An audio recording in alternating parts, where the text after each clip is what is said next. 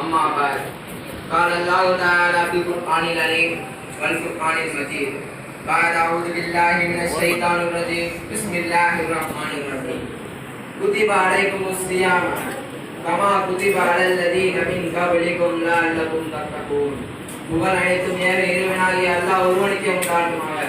அல்லாஹ்வின் சாந்தியும் சமாதானமும் எம்பெருமானார் ஸல்லல்லாஹு அலைஹி வஸல்லம் அவர்கள் மீதும் அவர்களை பின்பற்றிய நல்லடியார்கள் மீதும் குறிப்பாக இங்கு அமையக்கூடியுள்ள நாம் அனைவரின் மீதும் என்றென்றும் நின்று நிலவட்டுமாக என்று துவா செய்தவனாக எனது உரையை ஆரம்பிக்கிறேன். அஸ்ஸலாமு அலைக்கும் வரஹ்மத்துல்லாஹி தஆலா வ பரகாத்துஹு. உலகில் ஒவ்வொன்றுக்கும் ஒரு பருவ காலங்கள் இருப்பது போன்று அதிக அமல்கள் செய்வதற்கான பருவ காலம்தான் நாம் எதிர்நோக்கி இருக்கின்ற ரமலானுடைய மாதம். அதிக அமல்கள் செய்வது கடமையாக இருந்தாலும் அதிக அமல்கள் செய்வதற்கும் பல பேருக்கு நரக விடுதலை பெற்று சுவனத்தில் நுழைய செய்வதற்கும் அல்லாஹ் தஆலா ஏற்படுத்திய மாதம் தான் ரமலானுடைய மாதம். நமக்கு கிடைக்கும் ஒவ்வொரு ரமலானும் அல்லாஹ் தஆலாவினால் கிடைக்கப்படும் ஒரு மிகப்பெரிய ஞாபகம்.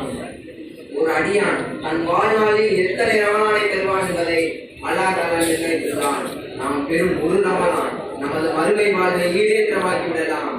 கணியத்திற்குள்ளவர்களே, ஒரே கோத்திரத்தை சார்ந்த 2 சகாபாக்கள் ஒரே நேரத்தில் இஸ்லாத்தை ஏற்கின்றனர். அதில் ஒரு சகாபி பல போர்களில் கலந்து ஒரு போரில் அல்லாஹ்வின் பாதையில் சரிதாக்கப்படுகிறார்கள். மற்றொரு சகாபி சாதாரணமாக இயற்கை முறையில் வீட்டில் வஃபாத்தாகிறார்கள். விருதுகளுக்கு பிறகு அவர்கள் கனவு காண்கிறார்கள். அந்த கனவில் அல்லாஹ்வின் பாதையில் போரில் சரிதான சகாபியையும் வீட்டில் சாதாரணமாக இயற்கை முறையில் வஃபாத்தான சகாபியையும் சுவனத்தின் வாசலில் நிற்பதாக கனவு காண்கிறார்கள். பிறகு கனவில் சுவனத்தின் உள்ளே இருந்து ஒருவர் வெளிவந்து இரண்டாவதாக வீட்டில் வஃபாத்தான சகாபியை முதலில் உள்ளே அழைத்து செல்கிறார்கள்.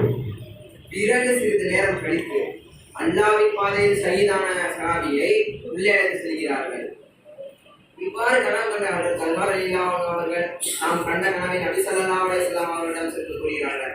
யா ரசூலல்லாஹ், அல்லாஹ்வின் பாதையில் போரில் ஷஹீதானவர் தானே முதலில் சுவனத்தில் நுழைந்திருக்க வேண்டும். சாதாரணமாக வீட்டில் இயற்கை முறையில் மரணித்தவர் எப்படி முதலில் சுவனத்தில் நுழைந்திருப்பார் என்று நபி ஸல்லல்லாஹு அலைஹி வஸல்லம் அவர்களிடம் கேட்டார்கள். அதற்கு நபி ஸல்லல்லாஹு அலைஹி வஸல்லம் அவர்கள், முன்னால் மரணித்தவரை விட பின்னால் மரணித்தவர் ஒரு ரமலான் அதிகமாக பெற்றிருக்கிறார். அந்த ரமலானில் நோன்பு நோற்றிருப்பார், தொழுதிருப்பார். இது போன்ற அதிக அமல்களுக்கு பின்னால் மரணித்தவர் முன்னால் சுவனம் செல்கிறார் என்று நபி ஸல்லல்லாஹு அலைஹி வஸல்லம் அவர்கள் கூறினார்கள். கணியத்திற்குரியவர்களே, நாம் பெறும் ஒரு ரமலான் என்பது நமது மறுமை வாழ்வில் மிகப்பெரிய முன்னுரிமையை பெற்று தருகிறது. ரமலானின் கண்ணியத்தை அறிந்த நமது முன்னோர்கள் ரமலானை நேர்த்தியாக கையாண்டு அதன் பலனை முழுமையாக கண்டனர்.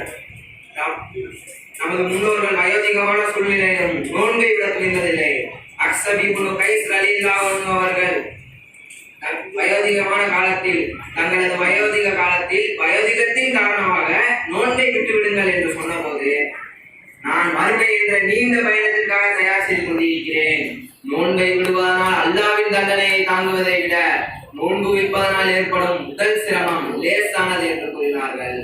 கணியத்திற்குரியவர்களே, நமது முன்னோர்கள் உணவையும் தூக்கத்தையும் குறைத்து அமல்களை அதிகப்படுத்தினர். ஆனால் நமது நிலைமையோ சாதாரண மாதங்களை விட ரமலான் மாதத்தில் உணவையும் தூக்கத்தையும் அதிகப்படுத்துகின்றோம்.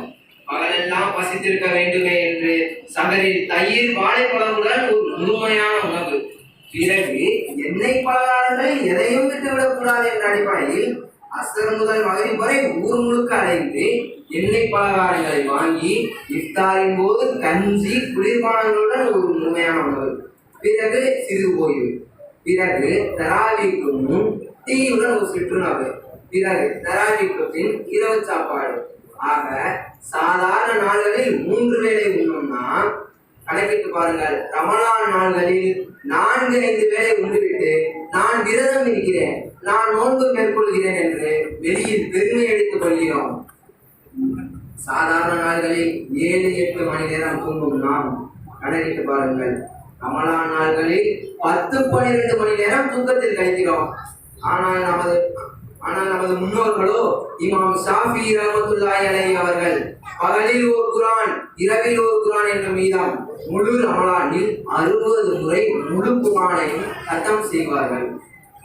கண்ணியத்திற்குரியவர்களே, நாம் உணவையும் தூக்கத்தையும் குறைத்து அமல்களை அதிகப்படுத்தி நாம் மேற்கொள்ளும் ரமலான் தான் நமக்கு அதிக பலன் தரும் என்று அப்படிப்பட்ட ரமலானை அல்லாஹ் தஆலா நாம் அனைவருக்கும் தந்தருவானாக.